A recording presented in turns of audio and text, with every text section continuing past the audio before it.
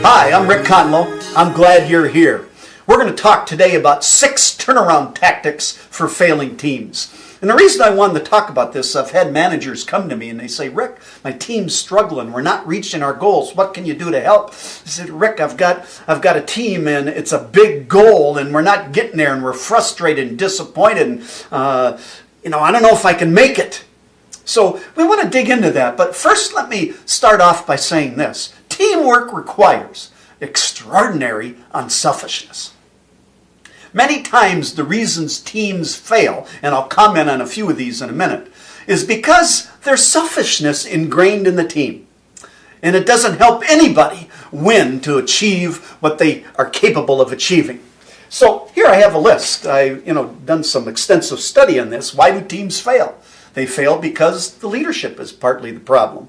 They fail because the team members, in terms of not getting along. They fail because people have unclear expectations and roles, a lack of goals, poor processes. Their planning skills aren't very good. They have conflict on them. They haven't identified guidelines for working together. They're not trained to be team members. Poor communication, and oftentimes personality conflicts. So there are some issues. Usually teams fail because there's conflict within the team and there's poor performance. Obviously, you have certain objectives you need to reach. I came across the team that was trying to prove their service to customers. And I was asked to try to help them out. So I dig in to find out what's going on. They had no plan. They didn't have any procedures. They had no team training. They didn't have any measurements. And they were holding meetings and they were talking a lot, but they weren't getting anything done. That was the problem. Well, the good news is there's things you can do when the team is in trouble. Let's start off with the first one. I call it jump the gun. Now, what I mean by that is be aware that your team is in trouble. Admit it to yourself, and then think about what's going on. Maybe even write some things down about what's happening and what the issues are, and then what do you think, at least from your perspective, needs to be done to improve, and then go to your boss. Don't wait for your boss to come to you and say, hey, your team's in trouble. It's failing. When that happens, you're in bigger trouble. You have to take initiative to be able to recognize it. So don't wait and leave your success to chance. Do what I just described to you. Go to your boss, tell him, bring the issue, but bring solutions. That'll give you some time to rectify what's going on. Second thing, peer into the looking glass. What I mean by that is if you want your team to be better, you have to be better as a leader. So you need to be honest with yourself and ask yourself, what can I do better as a leader? Have I fostered some of the problems? Am I dominating the meeting? Have I provided a planning process? Have I given them any training? Am I helping them with their goals? Do I have the right team members? Sometimes we need to switch team out. Am I favoring others over? We got to look at ourselves and take an inventory. What are you doing well? What isn't working so well? What you're doing? What are you going to commit to do better? And that takes some guts to do that. I'll say that. But it starts with you. Then, third thing, create a Mars plan, but do it now. So now remember, I said earlier, go to your boss with some of the issues and a potential problem. What I want you to do here now is get your team involved. Go to your team, tell them what you see, say, let's see what we can do to move forward. Look, your team's going to know they're failing. They're going to know you're not getting much done. They probably were thinking of that and wish the boss would do something about it. So you get them involved. Hold a retreat if you can. Ask them what they see the problems are. Make a brainstorm list of strengths and weaknesses, potential solutions, and get them involved and come to a consensus on what we're going to do. Create some goals, some action steps, put it in writing, come up with some measures. All those have to be pieces of a plan to help you win. That's what I mean in the Mars plan. Right now, countries are looking at the major powers. How are we going to get to Mars? That's the next place to go to. Do you know the detail they have to put in to make something like that to happen? And the years of effort that's going into that for preparation? And then, in workplaces, we go, hey, we got a problem. Let's put a team on it. Let's pick 5 minutes, boom, they get together, and then that happens. Got to have that Mars plan. That'll separate you, but include your team. It isn't just your ideas. You include them, and they'll be more committed to getting it done. I had a manager call me up. He said, Rick, my team's failing. We're not reaching our goals. I said, really? What's going on? He says, well, it's just the numbers are down, and, I've held a few meetings, tried to rally them up, nothing happened, and, I'm involved in new meetings. I got new software to learn. I've got, more responsibilities, and so I don't have time to spend with my people like I did, but they're not getting the results. And I said, well, Dick, if you don't have time to spend with your team, you don't have time to be a manager. He didn't particularly like me saying that.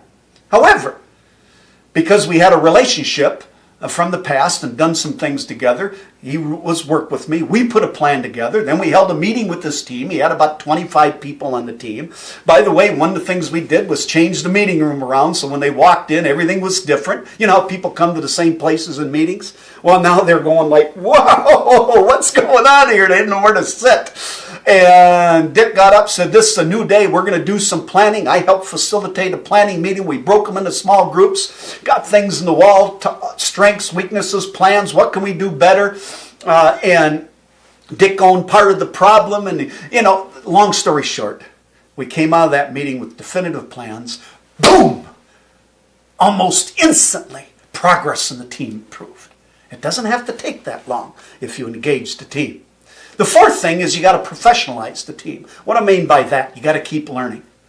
So in other words, give them some team training. What does teamwork look like? How do you deal with conflict? What's the responsibilities of a team member? Maybe they need to learn communication skills. What's our communication path going to be? That kind of thing. So get them involved. Maybe there's some technical elements they need to learn more about. Teach them that. And then you keep learning too as a leader. If you don't, that's not the example you need to set. So the training should be ongoing. If you don't have a budget for that, you can go online and YouTube and eZine and LinkedIn, and there's lots of resources available to be able to help you do that in a heartbeat. It doesn't have to take so long. And then number 5, do what most managers don't do. I call it the art and science of coaching.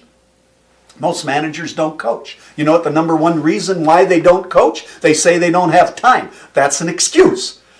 They don't coach because they don't know how to, or they don't want to, or they don't think there's value to it. But there's 2 parts to the coaching. One is the art. The art is the relationship with the employees that you work with. Do you know them? Do you know their strengths and weaknesses? Do you understand what motivates them? Do you know a little bit about what they do outside of work, their hot buttons? Understanding them, building rapport. Do we give recognition? Are we focusing on what they do well as opposed to what they just don't do so well? Do I have rapport and trust with my team? We have to work at that. It just doesn't come naturally. We have to invest the time to do that. And then the other part is the science of coaching. That means we take regular time scheduled one-on-one with each team member, and we spend 30 to 45 minutes once a month, and we talk to them about their goals and their job and their expectations. And we get them through questions. We ask them things so that they can answer the questions and come up with solutions to what they can do better, or what their action plan is, or what their goals need to be. So we walk them through that process on a regular basis. So remember, there's 2 parts to it. It's the art, the relationship, and it's the science. It's the process of engaging them in a coaching session. If you're not sure how to do that, learn how to do it. It'll turn your team around. Most managers don't do this. It'll give you an edge. And then the 6th thing that we need to talk about is innovate and accentuate. What do I mean by innovate? Innovate is don't be afraid to do things differently. Change the pace. Don't always use the same meeting room, for example. Go outside the company and have a meeting.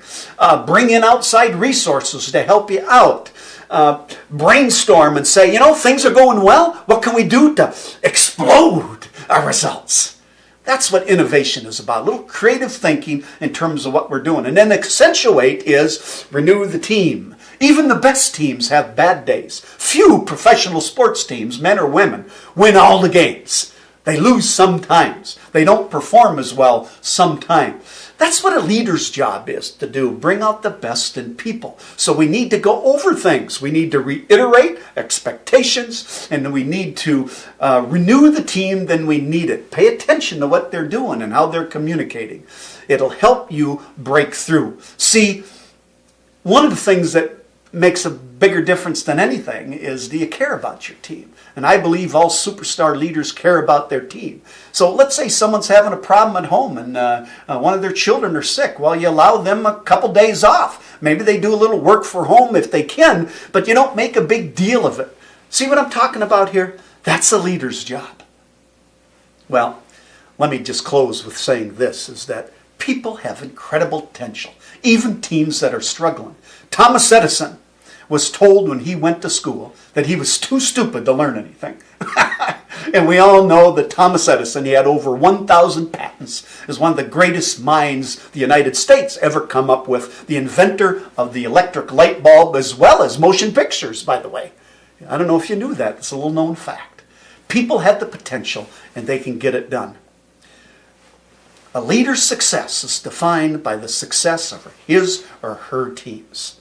Take these things to heart that I talked to you about. They come from our book, Superstar Leadership, and our Superstar Leadership Model. I have this dream that soars on golden wings. I visualize your achievements and your legacy that sings. I do not know all about your awesome goals or your persistent efforts to raise the bar. I only know you can be the best, a superstar. Thanks for coming.